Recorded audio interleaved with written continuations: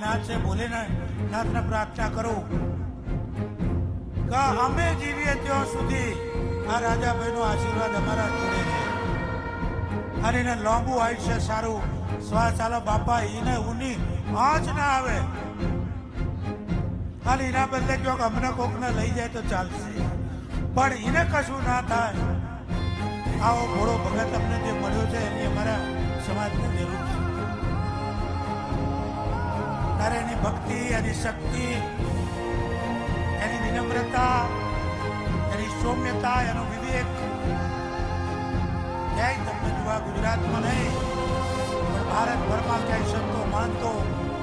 ભુવા ભક્તોમાં